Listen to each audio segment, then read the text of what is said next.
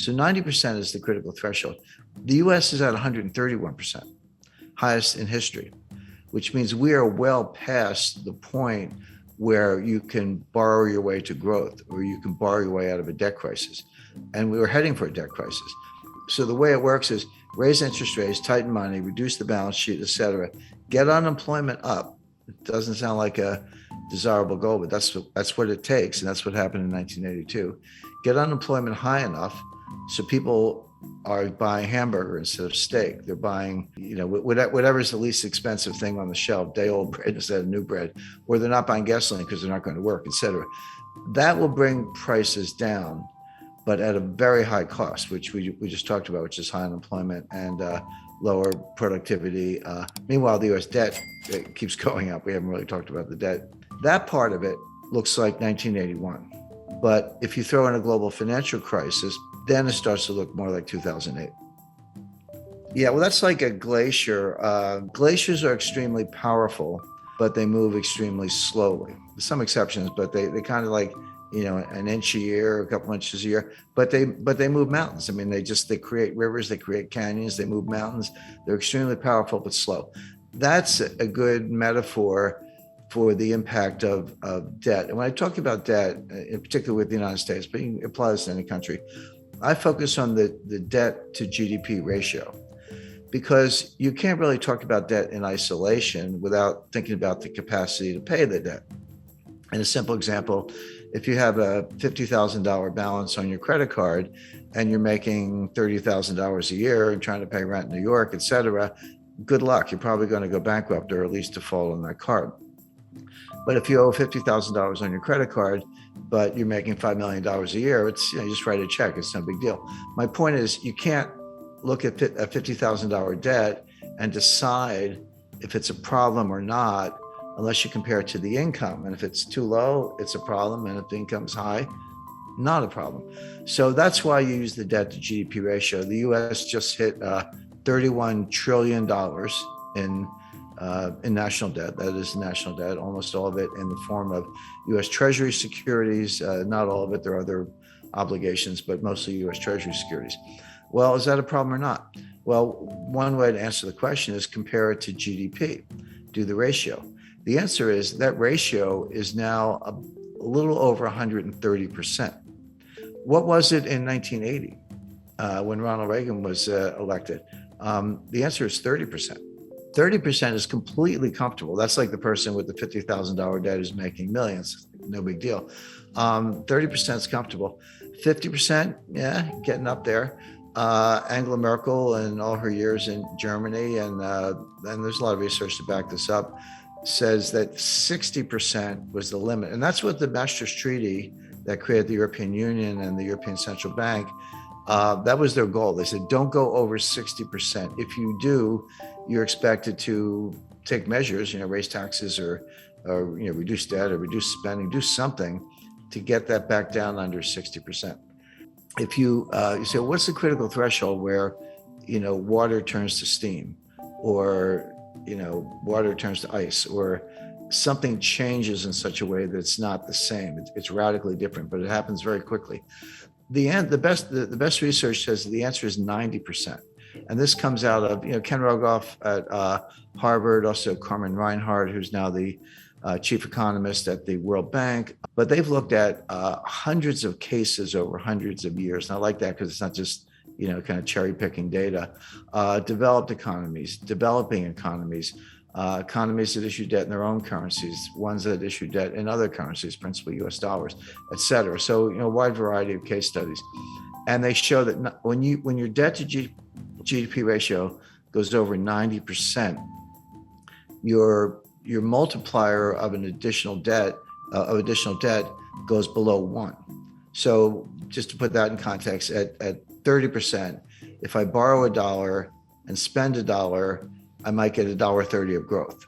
Assuming you spend it wisely, that's a big condition. But you borrow $1 and spend $1 and get $1.30 of growth. Okay, the debt was productive if you put it to good use.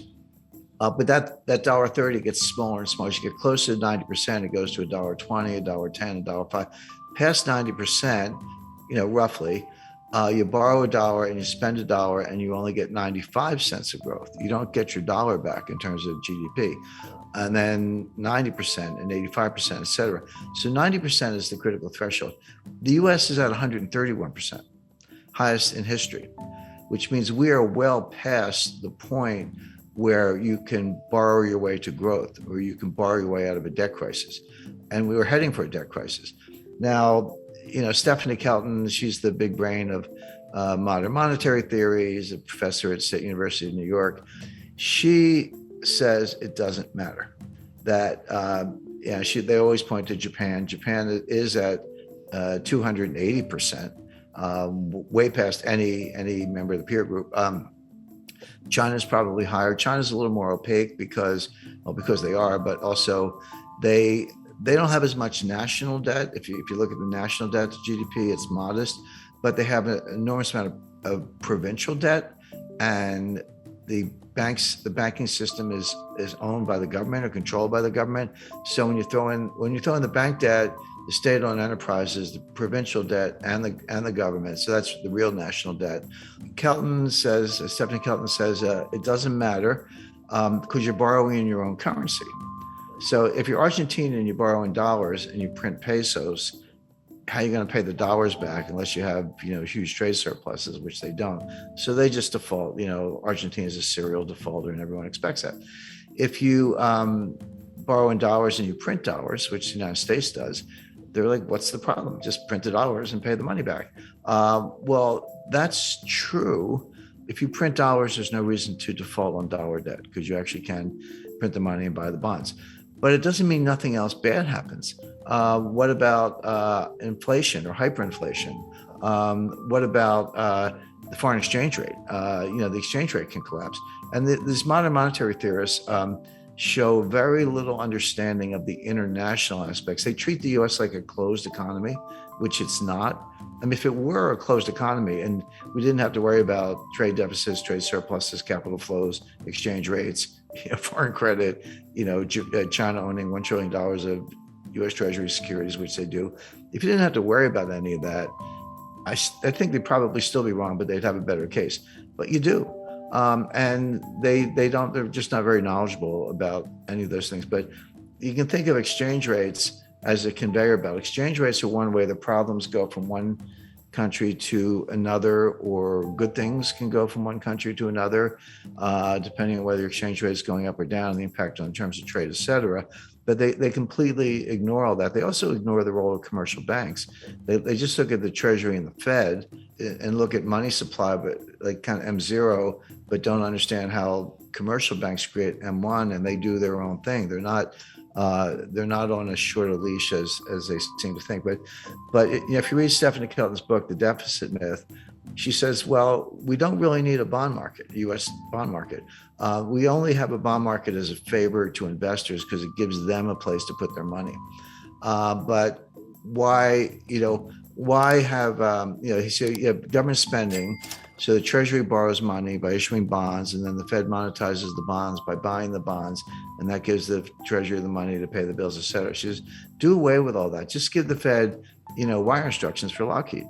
And if you need 5 F-35 fighter jets, order them and just send the money right to Lockheed. Why do you need a bond market? I mean, she actually says that. So, okay, legally, that might be possible, but to suggest that you can do that without consequences is nonsense.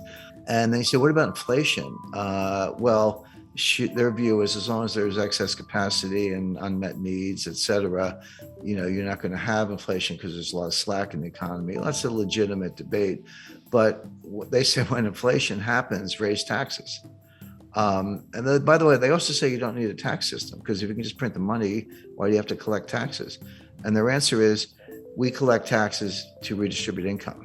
Okay, well, at least they're honest. I mean, that's the kind of socialist model, but they're honest about it. But it's important to bear in mind that Stephanie was the principal economic advisor to Bernie Sanders in 2016 and 2020. And Bernie Sanders today is the chairman of the Senate Budget Committee, controls the purse strings. So coming out of Congress, and Biden's kind of a cipher. He's barely aware of his own existence. So Sanders is in a powerful position, and she's she's the Bernie whisperer, so to speak, who's behind all this. So if you ask the typical member of Congress, can you define modern monetary theory? They'll look at you funny. They've either never heard of it or they certainly don't know what it means, MMT, But they're acting in accordance with modern monetary theory. Whether they know it or not doesn't matter. The actual behavior of the Congress, and again, just go back to COVID 2020, because we talked about the debt to GDP ratio. So in around May or June 2020, Trump put through a $2 trillion COVID relief package, and that was when the Paycheck Protection Plan, that was $800 billion, and everyone got the $1,200 check, et cetera, et cetera. And then at the end of December, at the very end of the Trump administration, they did another $1 trillion almost. And that's when everyone got the $600 checks. And now you're up to $1,800. By the way, those checks, that is helicopter money. That's, what the Fed does is kind of nonsense. But when it's fiscal policy, not monetary policy, and you're handing out checks, that is helicopter money. And credit to Larry Summers for saying, you're going to get inflation out of this. Well, Biden comes into office in January 2021, and he's like, not to be outdone, he did his own COVID relief package. That was another $2 trillion. And that's when we all got the $1,400 checks. They just handed them out. And then later that year, they did the $1 trillion infrastructure package. And then just to top it off, what did we get recently was the just under $1 trillion Green New Deal. I call it the Green New Scam. Well, and the baseline budget deficit, before everything I just described, the baseline budget deficit was about $1 trillion a year. So take $1 trillion for 2020, 2021, and 2022, add on, $2 trillion for Trump's first package, $1 trillion for his second one, $2 trillion for Biden's first package, $1 trillion for the Green New Scam, and I think $1 trillion for infrastructure. That's $7 trillion on top of the $2 trillion baseline budget deficit. So that's $9 trillion piled on top of what was at the time about a $21 trillion national debt. So that's how we got to 30 trillion. That's how the ratio went from 106 to 131. These numbers are mind-boggling, and MMT says doesn't matter. But it does matter, and it shows up the way I described earlier, which is it slows growth. You don't get growth. So best case for the U.S. is very slow, weak growth, which we saw from 2009 to 2019. Worst case is you throw a recession on top of that, which we're heading for, and the U.S. will be in fiscal distress.